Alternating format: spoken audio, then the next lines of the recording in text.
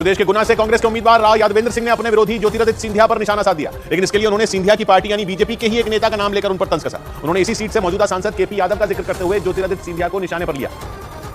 और यह आरोप लगाया कि ज्योतिरादित्य सिंधिया के दबदबे की वजह से गुना से केपी यादव की टिकट कट गई, जबकि केपी यादव ने पिछले लोकसभा चुनाव में इसी गुना लोकसभा सीट से ज्योतिरादित्य सिंधिया को हराया था। व्यक्ति बिना पद के नहीं रह सकते थे, अपना पद के लिए झूठा बहाना किया कि मैं सड़क पर जाऊंगा। इस मौके पर दिग्विजय सिंह के बेटे और गुना से कांग्रेस प्रभारी जयवर्धन सिंह ने भी सिंधिया को आड़े हाथ लिया।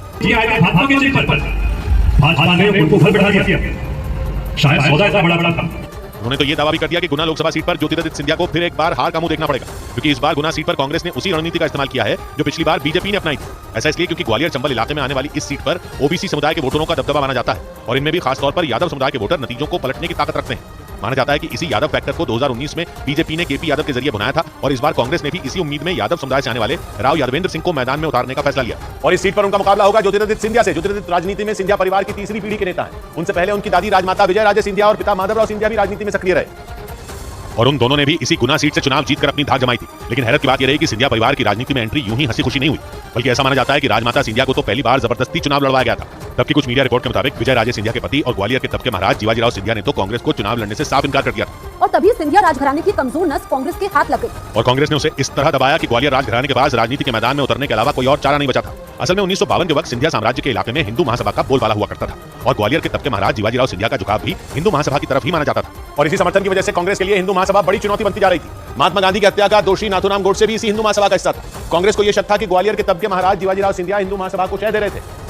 और तभी आरोप लगे कि नाथूराम गोडसे ने जिस पिस्तौल से महात्मा गांधी की हत्या की थी वो ग्वालियर राजघराने की सेना की थी। महात्मा गांधी के परपोते तुषार गांधी के मुताबिक नाथूराम गोडसे महात्मा गांधी की हत्या से 2 दिन पहले ग्वालियर गया था, जहां से उसने इटली की बनी एक पिस्तौल खरीदी थी। उन्होंने आरोप लगाया कि वो पिस्तौल ग्वालियर के महाराज जीवाजीराव सिंधिया के करीबी अफसर ने ही नाथूराम गोडसे को बेची थी। मतलब एक तरह से सिंधिया राजघराने को महात्मा गांधी की हत्या का आरोपी माना जाने लगा और तब के कुछ पत्रकारों के मुताबिक पंडित नेहरू ने जीवाजीराव सिंधिया को यह ऑफर दिया कि अगर इस हत्याकांड में उनका कोई हाथ नहीं है तो वो कांग्रेस में आकर अपनी वफादारी साबित कर दें, क्योंकि पंडित नेहरू को यह आशंका सताने लगी थी कि जीवाजीराव सिंधिया चुनाव में हिंदू महासभा का समर्थन जरूर करेंगे, लेकिन अगर वो खुद ही कांग्रेस में आ जाते तो वो गुना में कांग्रेस के लिए हार का सवाल ही पैदा नहीं होता। कोशिश यही थी कि किसी भी तरह जीवाजीराव सिंधिया को चुनाव लड़वाया जाए। कहा जाता है कि इसके लिए कांग्रेस ने सारे हथकंडे अपनाए,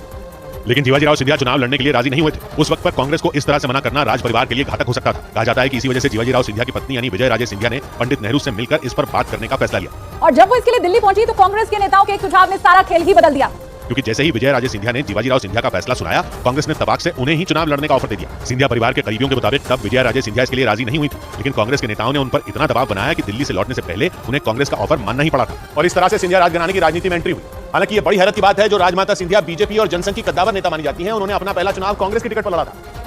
और 1957 में एक तरफा जीत भी दर्ज की थी, लेकिन उन्हें यह चुनाव जिताने का जिम्मा एक ऐसे आदमी ने उठाया था जो कांग्रेस का नहीं बल्कि इस चुनाव में उसके खिलाफ ताल ठोक रही हिंदू महासभा से था। उस आदमी का नाम था सरदार आंग्रे। कहा जाता है कि हिंदू महासभा से होने के बावजूद उन्होंने राजमाता सिंधिया के लिए एक पैर पर मोर्चा संभाला हुआ था और तब के कुछ मीडिया रिपोर्ट के मुताबिक वही लोगों से महल यानी सिंधिया परिवार के लिए वोट मांगा करते थे, क्योंकि कहा जाता है कि विजय राजे सिंधिया के चुनाव प्रचार करने से जीवाजीराव सिंधिया को ऐतराज था और माना जाता है इसी वजह से जीवाजीराव सिंधिया ने चुनाव में जितवाने की जिम्मेदारी सरदार आंग्रे को दे दी थी और उनकी मेहनत ने ग्वालियर की महारानी विजय राजे सिंधिया को 1957 का चुनाव जितवा दिया था। इसके बाद वो 1962 में एक बार फिर कांग्रेस से ही सांसद बनी, लेकिन 1966 आते आते कांग्रेस के कुछ नेताओं से उनका मनमुटाव इतना बढ़ गया कि उन्होंने कांग्रेस छोड़ने का ऐलान कर दिया था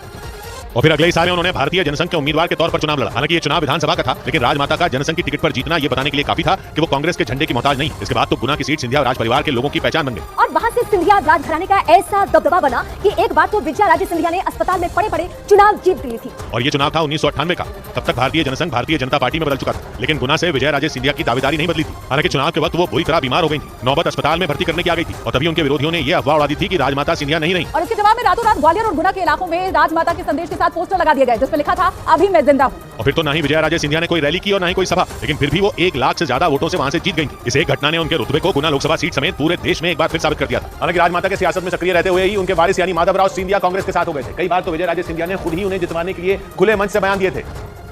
और माना जाता है कि राजमाता के उन्हीं बयानों ने कई बार माधवराव सिंधिया की जीत पक्की की थी। हालांकि माधवराव सिंधिया अपनी मां के प्रभाव वाली बीजेपी की बजाय हमेशा कांग्रेस से ही चुनाव लड़े और ऐसा ही उनके बेटे यानी ज्योतिरादित्य सिंधिया ने भी किया। लेकिन 2020 में सिंधिया परिवार की विरासत संभालने वाले ज्योतिरादित्य सिंधिया ने पाला बदल लिया था और वो कांग्रेस छोड़कर बीजेपी में आ गए थे। तभी से ये उम्मीद जताई जा रही थी कि बीजेपी गुना में इस बार उन्हें मौका देगी और ऐसा ही हुआ। हालांकि कांग्रेस ने पिछले चुनाव के नतीजों के आधार पर वहां से राव यादवेंद्र सिंह को टिकट दी। कांग्रेस ने ये उम्मीद जताई कि यादव समुदाय से आने वाले राव यादवेंद्र सिंह भी केपी यादव की तरह ही यादव वोट बैंक को साधने में कामयाब हो सकते हैं और अगर ऐसा हुआ तो फिर एक बार गुना में ज्योतिरादित्य सिंधिया को हार का मुंह देखना पड़ सकता है।